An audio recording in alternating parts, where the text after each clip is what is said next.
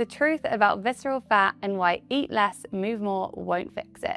I want to talk about the type of fat that doesn't get talked about enough. Not the kind you can pinch, not the kind that shows up in your jean size, but the kind that wraps itself around your internal organs and quietly causes damage while you go about your day thinking you're fine. It's called visceral fat, and the scariest thing about it, you don't have to look overweight to have it. You can look completely normal on the outside and still have dangerous levels of it building up inside. I dealt with chronic inflammation for years, bloating, acne, a body that felt like it was constantly fighting itself. And a big part of that was visceral fat and what it was doing under the surface. Once I understood what it actually was and what was driving it, everything changed. So let's break this down. What visceral fat is, why the usual advice won't cut it, and exactly what you need to do instead. So first, what actually is visceral fat?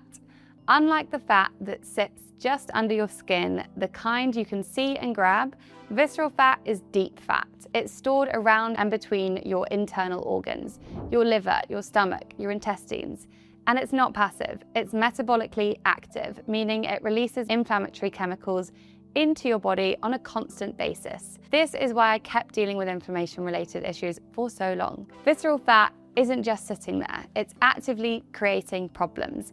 It drives up your inflammation markers, disrupts your hormones, and makes your body work against you at every turn. When visceral fat accumulates heavily around the organs, it can restrict how well they function. It can press on your lungs, your heart, your digestive system. It raises your risk for serious conditions, heart diseases, type 2 diabetes, hormonal dysfunction. This is not about aesthetics. This is about how your body functions from the inside out. And the worst part, standard advice, just eat less and move more, does not fully address it. Visceral fat requires a more specific approach, and that's what we're getting into today. So, how does visceral fat accumulate in the first place?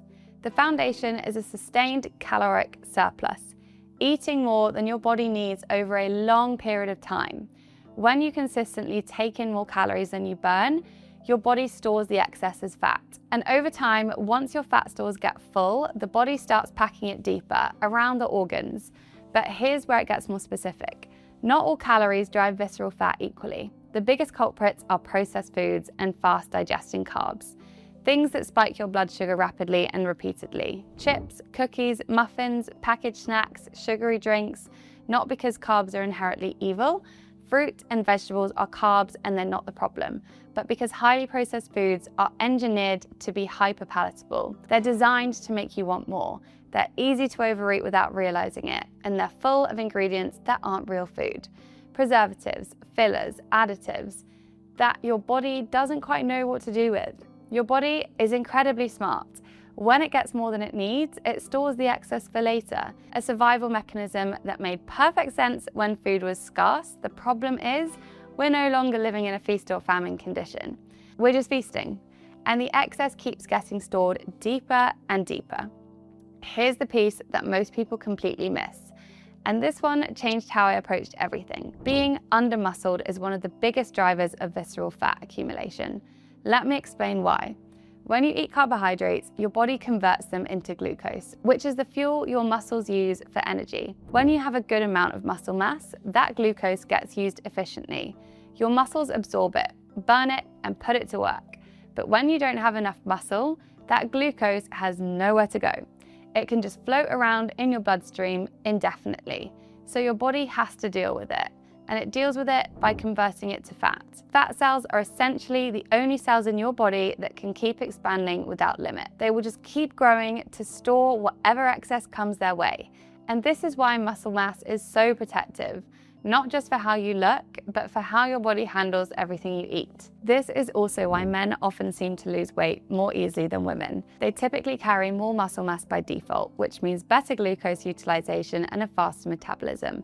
So if you're eating a lot of carbs without having the muscle to use them, you are quite literally pouring more fuel into a tank that's already full. It just spills over into fat storage and eventually into visceral fat. The answer is not to stop eating carbs. The answer is to build the muscle that earns them. Now, I need to address something directly because I see this constantly. Extreme restriction does not fix visceral fat. It makes things worse. When you drastically cut your calories and pile on hours of cardio, you are not sending your body a signal to burn fat. You are sending it a signal that you are under threat. And a threatened body holds on to fat, particularly visceral fat, as a protective response. It's stress, and your body responds to stress by elevating cortisol. Elevated cortisol, it tells your body to store fat, specifically around the midsection, specifically as visceral fat. There's also the muscle problem again. If you're in a severe deficit with no resistance training, a big chunk of what you lose won't be fat, it'll be muscle. And losing muscle means you're less equipped to handle glucose, which means you'll store even more fat the moment you start eating normally again. This is the exact cycle that keeps people stuck. I used to restrict heavily and then binge because my body was screaming for fuel. That pattern wasn't a willpower problem, it was a physiological response to being underfed and overstressed. The fix wasn't more restriction, it was doing this smarter. So here's what actually moves the needle on visceral fat. 5 things and they work together. Number 1, a reasonable, sustainable calorie deficit. Not a dramatic cut, not 800 calories a day. Find your maintenance calories, the amount your body needs to maintain your current weight, and reduce from there by around 500 calories. That puts you in a deficit that your body can work with instead of panic about. You'll be losing actual fat, not muscle, not water weight, fat. This is sustainable, and this is what produces lasting change. Number 2, food quality inside that deficit. A calorie deficit is necessary, but it's not sufficient on its own. You could technically be in a deficit, eating fast food every day, and still not address the inflammation and metabolic dysfunction that visceral fat causes. The foods you eat need to support your hormones, reduce inflammation, and give your body real fuel. Whole foods, lean proteins, vegetables, complex carbs, less processed, less packaged, less fake. My skin clearing up and my bloating disappearing wasn't just about eating less, it was about eating better. Number 3, walk more, not more intense cardio. Walking, low intensity, steady, stable movement is one of the most powerful tools for reducing visceral fat specifically. It keeps cortisol low, it keeps stress in the body manageable, and it burns fat without triggering the stress response that intense exercise can. Aim for 10,000 steps a day. If you're nowhere near that, don't stress. Just increase by a couple thousand steps each week and build from there. Daily walks changed my mental health as much as my body composition. Number 4, eat more protein than you think you need. Most people are significantly under eating protein, like not even close to enough. And protein is the literal building block of muscle. You cannot build or maintain muscle without it. It also keeps you full for longer, reduces cravings, and has a high thermic effect, meaning your body burns more calories just digesting it compared to carbs or fat. Focus on whole foods, protein sources, chicken, fish, eggs, Greek yogurt, cottage cheese. These contain the full spectrum of essential amino acids your body needs to build muscle tissue. Aim for at least your body weight in pounds as grams of protein a day.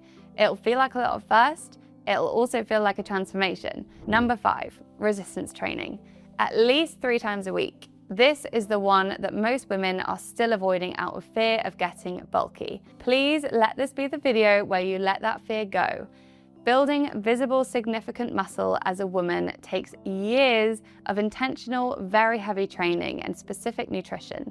You are not going to accidentally get bulky by lifting weights 3 times a week. What you will do is build the muscle tissue that uses glucose, protects your joints, raises your metabolism, and keeps visceral fat from coming back. Lift with intention. Lift heavy enough to challenge your muscles. If you're not sure where to start, work with someone who can teach you proper form so you feel confident. 3 sessions a week of resistance training combined with everything else on this list is what transforms body composition long term. Not just the number on the scale, but how your body actually looks and functions.